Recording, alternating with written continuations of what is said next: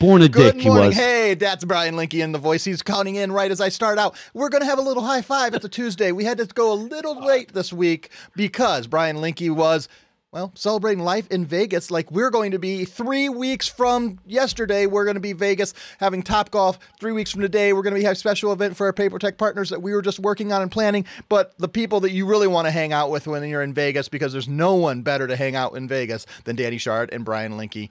Let's start with Mr. Brian Linky. Brian Linky, how are you, sir? And how is life in Vegas? You just got back. I did. Flight delayed. Hit the pillow about 3:15 a.m. Sounds Thought like about- Vegas hit him, doesn't he? Yep, he is. He's Vegas true right there. That's how Vegas works. Okay, but let me tell you something, okay? I thought about, well, let me work from home today. I'll roll out of bed. And I'm like, you know what? I can't do it. So alarm goes off. I set it for 7:30. Somehow made my way to the shower, and I'm here to see you two guys. And if it wasn't for the two of you and the high five, I wouldn't be here today. But Hey. I'd be down in my basement in my boxer shorts. TMI. You know. Hey. Anyway. So no, but Vegas is, you know, the NCAA tournament. Okay, you want to talk about having fun? Okay, that's a lot of fun. Well, and in 3 weeks from today, we will all be in Vegas at the same time. Danny, what should partners expect if they come hang out with us in Las Vegas? And they can still sign up. You can email us. I'll send you the link. You look for an email. We have, I think, a second one going out this afternoon, encouraging you to sign up. We have Monday events, Tuesday. You know, we're going to be there for a couple days. Why should they come hang out with us in Vegas? Yeah, I mean, come hang out because it's going to be one of the first times we've gotten to hang out in a couple of years now. We love seeing our partners. We love, getting together, throwing events if we can. It's going to be a packed full few days of activities. There's going to be knowledge that we're going to be throwing at you too. Monday, we're doing a road show with Keith at Top Golf. We've got a lot of our vendors there as well. Then we're going to do a fun partner event at Top Golf on Monday night.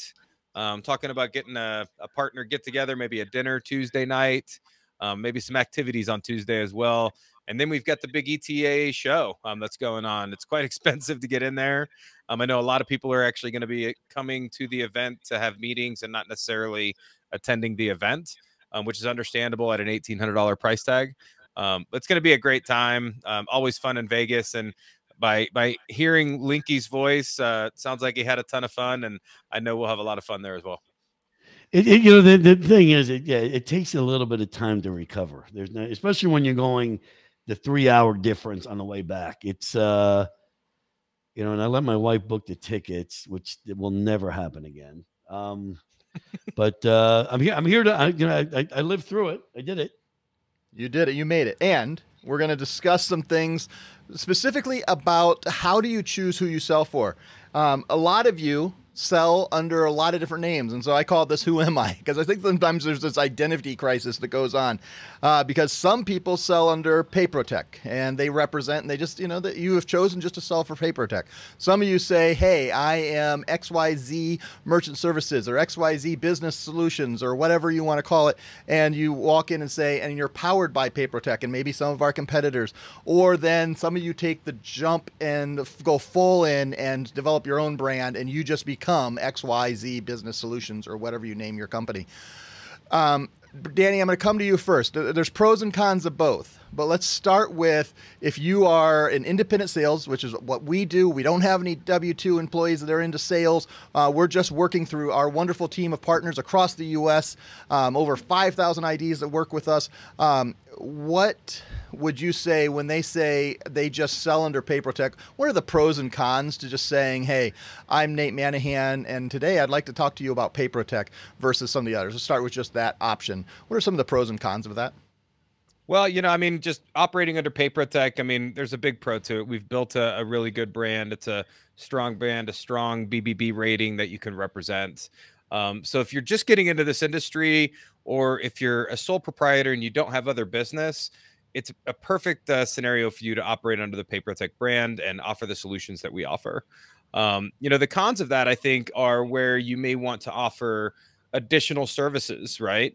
To maybe try to cater to merchants in a few different ways, create other revenue streams. Merchant services can be challenging, right? To get a foot in the door. So you might want to have an alternative to get the foot in the door before you start pitching merchant services. And obviously, if it's anything outside of PaperTech's offerings, you can't represent PaperTech. So a lot of our partners will develop their own business names and then operate under PaperTech as the merchant service arm of their business, something like that. Brian, I'm going to come to you. You've been selling for so many years, and I always say that you've represented both, sold independent and selling for a company. What are some of the advantages when you say, "Hey, I'm an independent contractor"? We see this in insurance, certainly in merchant services, where you represent several brands, and I'm Nate Manahan, and here are all the brands I represent. What are some of the advantages of being that and being able to walk in as an independent contractor and saying, "Hey, look at all that I can bring you," kind of the broker idea? Well, I think I mean, I'm not really sure how to answer that one, but I'm the way I look at it, our branding program is basically we're giving our agents the ability to, have their own company, okay, and have us still maintain all the risk, right? We're still doing all the underwriting, all the the risk, all the chargeback department. I mean, all the stuff on the back end, we're still doing while, you're just basically representing your company and your brand. And, I think a lot has to be said for that. And I joke about it all the time when I talk to partners. I don't, there's a fee obviously involved. I don't think we charge enough for it. And the reason is, when you go, down to a bank and you sit down with Mr. Banker guy and you tell him, "Hey, yeah, I'm starting this company, and what do I need to do?" Well, okay, you basically have to put your kids up for collateral today, and it's going to cost you a lot more than it would cost for us to do it. So I just think it's just a way of, and a lot of it's a pride thing, right, Dan? I mean, I think a lot of it is Ton of that, ego in it. Absolutely.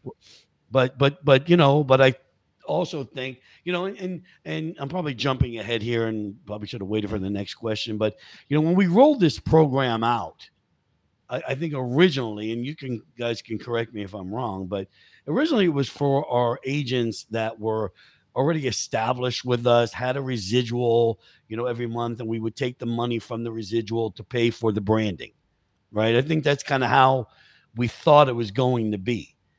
Excuse me. And again, I didn't mean to say that, Dan. We have found a excuse me. Jeez, the Vegas voice is kicking in there. Look at that. And the Vegas voice. But instead, what we found is a lot of the guys that were and gals that we're bringing on board, want this branding before they even start selling day one. I mean, they're basically, wanting. I've got guys that want to be branded before they were partners. I'm like, okay, well, maybe we should sign the partner agreement first, and get you set up as a partner, and then we'll brand you. And they want to go in, as but we never really thought, Dan. I mean, correct me if I'm wrong. That was going to be the case. I think we thought it was always going to be for our seasoned guys that have been with us for a while. I don't think we really knew fully the potential of the program, really, and so you're right and wrong, Bri. It's more, I mean, I think that was the initial intention of who we thought would be the low hanging fruit that would really grab on to the white label branding program, right? Established offices, ready to operate under their own branding without having to take the expensive step of being a full-fledged ISO and not having the support and developing vendor relationships, taking on more risk. There's a lot more that goes into being the ISO when a lot of folks really just wanted to represent their own brand without representing PaperTech. They wanted everything PaperTech had to offer. They wanted our support system that we have in place, but they still wanted to operate under their own labeling. And that's what it was created for. And I think you're right, Bri. We expected a lot of the initial partners that we're going to jump on, which they did, to be the more established offices with the teams that had a variety of different services. And that way they could, anything that they offered to merchants and anything that was in front of their team and to their customer base was in their brand, no matter what the scenario was. But you're right. We've seen so many different partners jump into this that I don't really think that we would have seen, or that we expected, I should say. And these are, some are, individual, independent offices, 1 or 2 man shows. And like you were saying, there's some ego in that, right? Like, I just want to represent my own brand. Thanks. Right. PaperTech sounds like a good company, but I want to be Linky's Merchant Services, and that's okay. You can do that. Right. We do want them to be established, not necessarily with the residual, but just, test drive the car before you buy it, right? We have a lot of confidence in our program and our support, but we want a partner to be a little established with us, have a few deals boarded, understand our processes in our back office, make sure this is going to be a good home for you before you make that investment. And a lot of them do that. Some of them are just ready to go right out of the gate, which I love too. They're eager and ready to get branded. There's a lot that comes with the branding, right? Being able to present yourself, especially whenever you've got a variety of different things that you're marketing, and you can represent your payroll company, your lending. We've got a lot of lending partners that we're connected with that have white labeled our program. So they can kind of pair their lending solutions and payroll and everything that they offer with payment processing all under one umbrella. There's so many advantages to that. And back to what you were saying, Nate, about the broker, we also have a lot of established offices. I can think of probably 10 off the top of my head, that are very well established, have very good residual portfolios, and have chosen not to brand because they want to keep that separation by representing themselves as a broker. Now, Paprotech may be the top on their list for the number one partner that they'll look at to board the deals, but it's a great part of their presentation, to their merchants, right? Whenever they can say, we're going to find the right system and the right company for your business. Everything's not a one size fits all. We know every business has different needs, from a system perspective to the way that risk is handled, underwriting, all of it. We're going to take all that into consideration and find the right system and the right company for your business. That gives a merchant a really warm and fuzzy feeling. So they see XYZ payment brokers, right? Is their sales partner, is their office that's in their area that's helping them with their business, but their processor is PaperTech, and they like having that separation from the processor for that reason, because they can position it that way. So a lot of different ways that this can be positioned from a partner's perspective, just depending on how you want to approach your merchants. And I think what happens is there isn't a wrong choice of how you present yourself and how you put your business out there. What can become a struggle is that you change your mind and you don't proactively reach out to your merchants and say, hey, I am now Nate Manahan Merchant Solutions.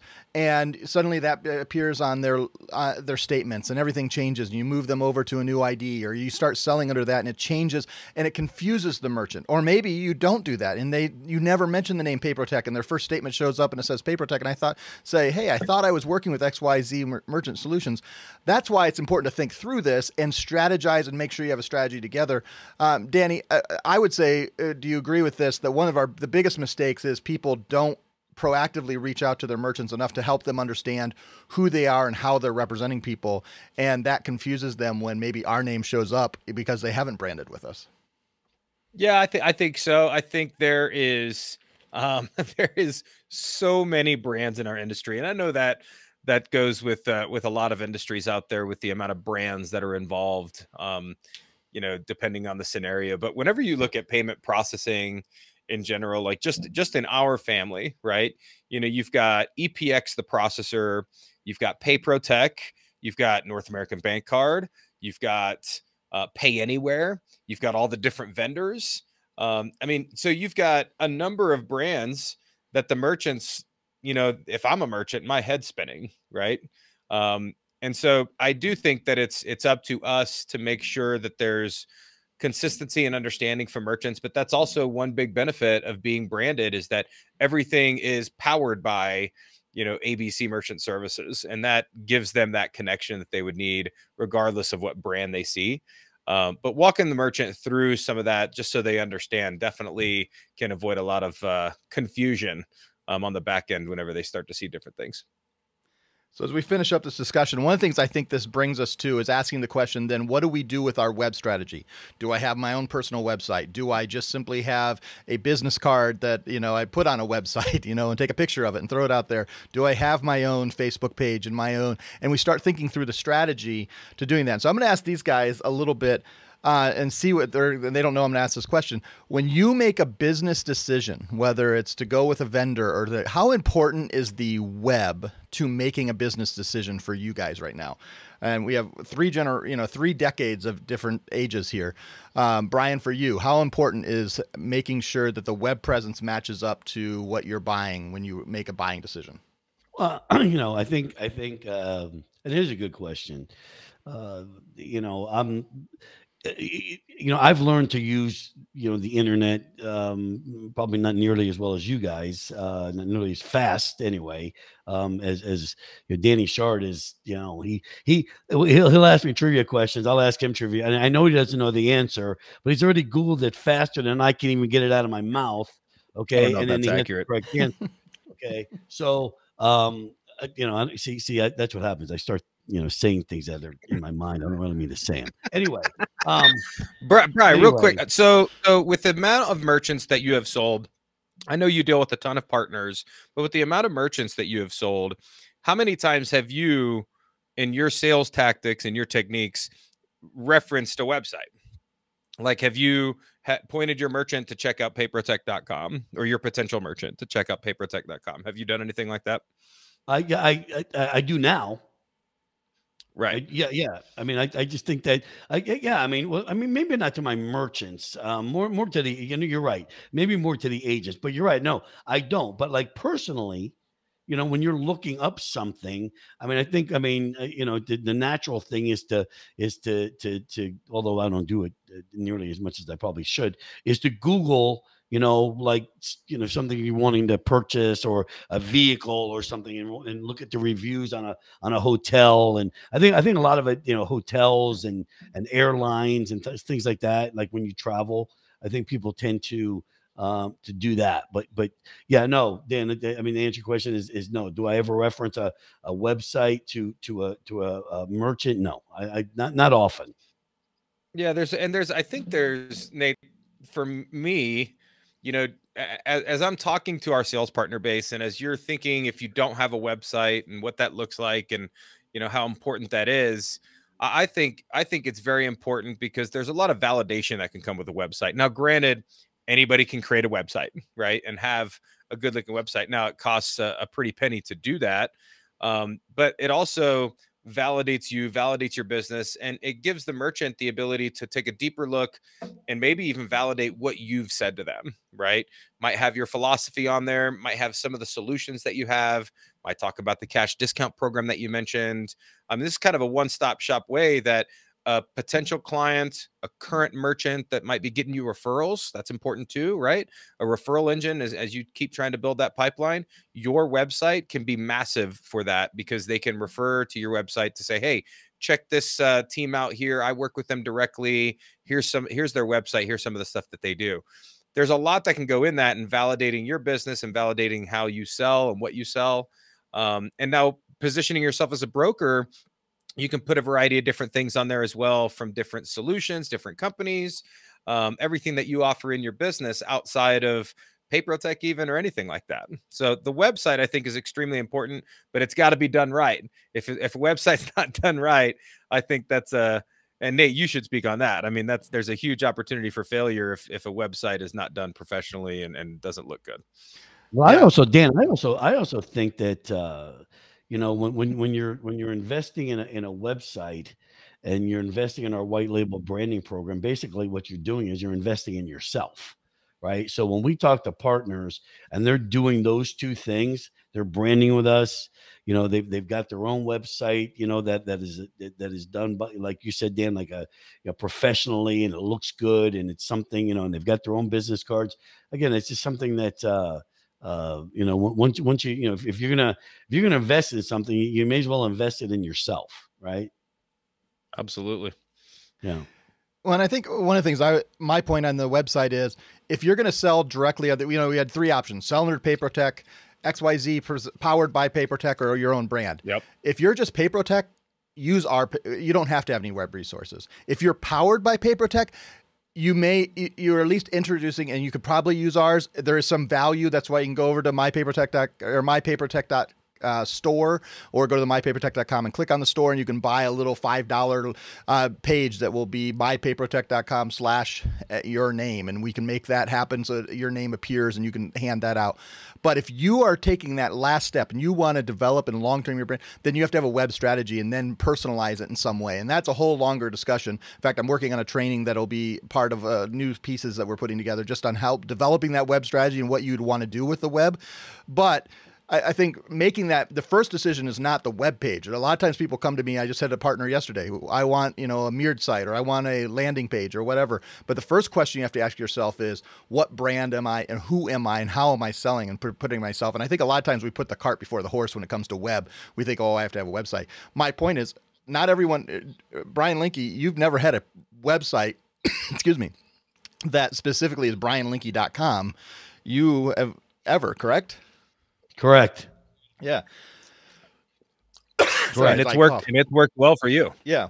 Well, I'm not sure if it's worked well or not worked well, because I've never had it, so I don't know. But yeah, I mean, people that that are my age. It's tough for me to say that. But that are my age. I don't think too many of them have had their own website. Now, a lot of people that we're bringing on board, they do have their own website, and I love to see it, because you're investing in yourself, and if you're not going to invest in yourself, then and again, it's not for everybody, but I'm thinking if I were back out in the field and I was going to take on and start my own company, I mean, I think the website would be the first thing that I would do. And I think the branding thing would be the second thing. And I know a lot of established sales partners that offices that we work with continuously update their websites for good reasons, right? New services that they offer, keeping it fresh, keeping it dialed in with what's new, and staying on the front lines of it. And Nate, I think you brought up an amazing point on this topic is, there are so many different options that we give sales partners in general to represent themselves to merchants. Before you go and identify, or before you go build websites, before you try to start marketing, and you're looking to have a bigger picture, know what you want that picture to look like, right? Know which avenue you're going to go under. You're going to operate under PaperTech, use our resources, start selling, go to town, and then maybe switch it up down the road. I encourage you to take that approach. If you're already well established and you're looking to build your web presence, you absolutely should under your brand and have it powered by PaperTech underneath it or something like that. There's a lot of different options. And if you're ever unsure, you want to take the next step, we're here to help you. All right. I think we're going to end the conversation on that today, because there's lots more we can carry on to this conversation, but it's a good starter, and it's an important conversation. It's probably one of the more important conversations when you're getting into this business is, who are you selling for? How are you selling? And making sure, web's pretty important to what we do and how we live life today. So making sure we have a established strategy, a lot more to discuss on that. But let's bring in, let's talk a little bit about, it's the March Madness, a little bit of March left. We've got 9 days left, something like that. I didn't count how many business days. What are we down? 7 business days, Danny? What should people do as we close out the month of March? 8 business days here from Tuesday, March 22nd, or 7 if it's playing on Wednesday. I mean, so excited about this weekend and the Sweet 16 and the Elite 8. As most of you know, we're sports junkies here at PaperTech, so this is an amazing time of year for us. And if you haven't been paying attention to the NCAA tournament, check it out, because all the drama that's gone up to this point, it's going to continue this weekend. On the payment processing side, I mean, our March Madness promotion has been awesome this year. We've seen a ton of turnout from a lot of partners, new faces, old faces. So it's been really cool. And we still have about a third of a way to go. So take advantage. If you haven't submitted some business yet, do it. Earn some extra money here in the month of March. All right. And Brian Linke. what say you to our partners as we close up? We got one more high five before the end of March. We're giving away free money. I mean, what else is there to say? I mean, our bonus program is ridiculous to begin with, and this March Madness program, which will not go past March the 31st, because unless you want us to keep and not answer the phone, because we'll be out of business. But I'm kidding. But I mean, if you're looking to make some extra money, these next 8 days are crucial. So get out there and submit some deals. And as we close out, I bring everybody up. I say subscribe, ring that bell on YouTube. Thank you so much for watching, for listening, and being a wonderful Pay Protect Nation. We'll say high five, everybody, and have a great one.